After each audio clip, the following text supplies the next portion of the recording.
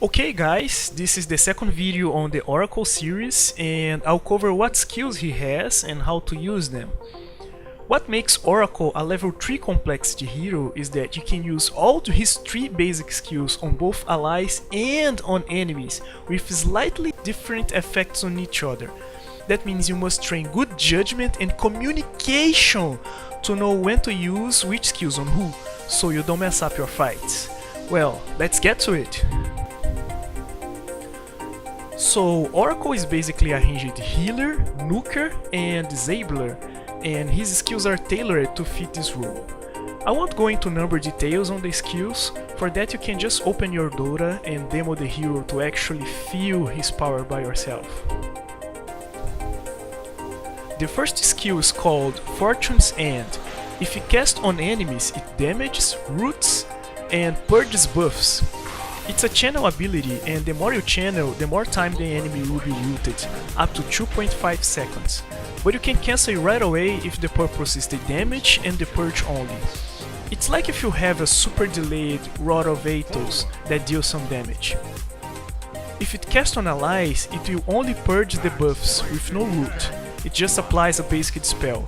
You will have to look up which debuffs it dispels. The second skill is Fate's Addict. It does the same thing on enemies and allies. It enraptures. I love this word, enraptures. It enraptures one target with a magic shield that prevents 100% magic damage and disarms them. See that it prevents damage, it's not a BKB. The target can still be stunned, rooted, and so on. It only prevents the damage while it's active. His third skill is Purifying Flames, can also be cast on allies and enemies. It deals a huge instant damage, but gradually regenerates the target. The difference is that allies cannot die from it. It has a low cooldown, so that's your nuke and also your heal spell. His ultimate is False Promise and can be cast on allies only. When you first play Oracle, it may be a little confusing how it works, but to put it simple, when you cast it, you stop time for the damage and heals the target gets. It locks the target HP at the moment of the cast, but creates an invisible buffer that saves all the damage and heal numbers, and at the end of the spell, the result will be the net sum of it. But with the additional that all the heals the target gets during the spell will be doubled at the end. If the target is getting more damage than heals, a sun will appear over its head. So when you cast it, use your Urn, Salve, Mechans, and throw all your heals on the target. But careful that Purifying Flames with no prevention can still count as damage.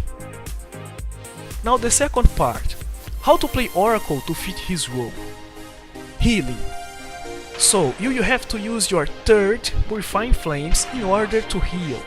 It deals damage and regenerates slowly. But how is he supposed to heal if it does damage? If you've been paying attention so far, you remember that he has a spell that prevents magic damage, and that's when you start to combo your spells.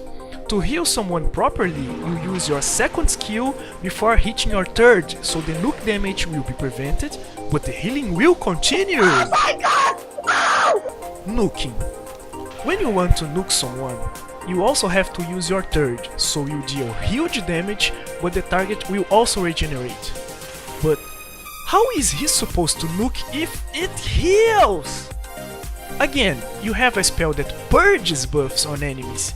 That's your first spell, so you have to nuke the target with the third and purge with Fortune's End. No channel, just cancel it right away. This way the enemy will get the nuke only and not the regen. Disabling. Oracle has 2 basic disables, a root and a disarm. When your teammates are chasing someone down and you are in range to cast your first, channel it for its max duration so you will be able to chase after him. And when you see a right clicker like PA, Ursa, and all those that get close and burst someone to death with right clicks, you use your second to disarm them. Be wary that the target will be 100% magic damage resistance, so your allies won't be able to nuke them with spells. That's when your judgment and communication with your teammates will come into place. So that's it for this video. This is really just the basics. Later on I will try to do another one showing some advanced skill tactics with him. Now go demo him and go play some pubs. See you guys in the next video.